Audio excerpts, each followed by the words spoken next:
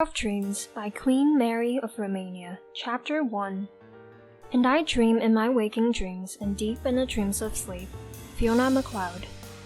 Consternation reigned in King Wanda's castle, the great northern king before whose will so many trembled, before whose smile so many crouched in expectation.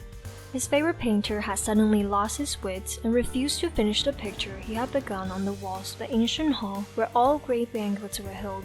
A beautiful hall, where a frieze was being conjured into life by the incomparable art of Eric Gundian, a quiet young man of wonderful talent, who had been discovered by the king one sunshiny morning.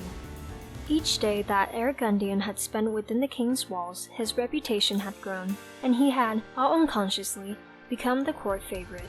His every whim had been in order, and his gay, handsome face had been loved by old and young. The creeping jealousies around him had died down of themselves before the sweetness of his smile and the wonder of his art. The sound of his voice was like spring birds singing of love in green-clad forest, and when the sun shone on his head, it was like the haze of a summer evening over a ripe cornfield. In his eyes slumbered a beautiful peace of mountain lakes, and in his heart there lived the simple trust of a pure soul. And now, Eric Gundian, Eric of the golden locks, Eric the fairy-fingered, Eric the sweet voice had lost his wits. One morning he awoke, and no one could understand the meaning of his talk. He declared he had had a dream, and in his dream he had seen two eyes, the eyes he needed for the completing of his picture. And without those eyes, he never again could touch either color or brush. King Wanda had called for him to be brought before his presence, but Eric had sullenly refused to answer his command. At first King Wanda had been furiously angry, but then he remembered Eric's wonderful art and had deigned to go out where his favorite sat on the cool marble steps that led down to the lake before the king's white palace of beauty.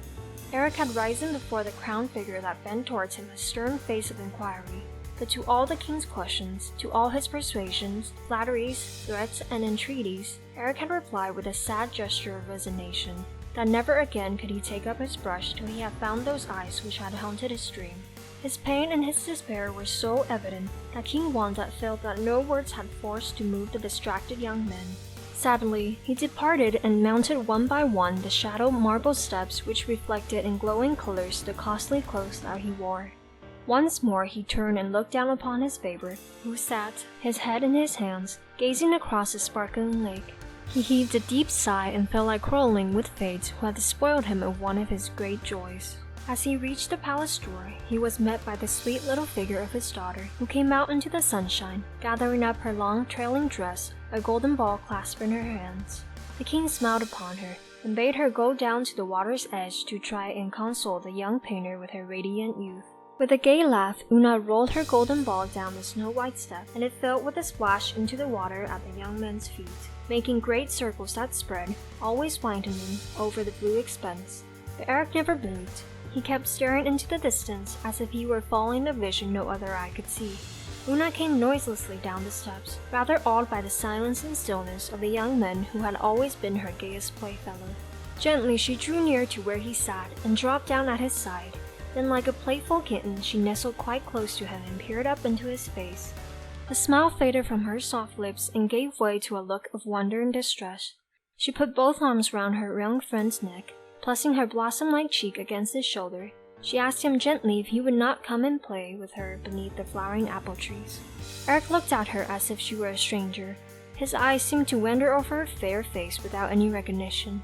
Suddenly little Una was afraid, and drew back. What has come to her friend? Why was he so changed? Why did she begin to shiver in the warm sunshine so that all around her lost light and color? Once more she drew near, her warm little heart longing to help, longing to bring the smile back to the eyes of her companion. She wore a dark red rose in her belt, and drawing it out she pulled the red petals off, one by one, letting them drop over his bent head down upon the white marble at his feet. But Eric never looked up. The velvety petals lay, a fading little heap, unnoticed upon the marble step, till a gust of wind swept them into the water which carried them far out of sight. Poor little Una rose to her feet. A great fear had come over her, and gathering up her long white skirt she fled back into the palace as if she were being pursued. Still Eric sat, gazing into space till night came down and blotted out all things from his sight. End of Chapter 1.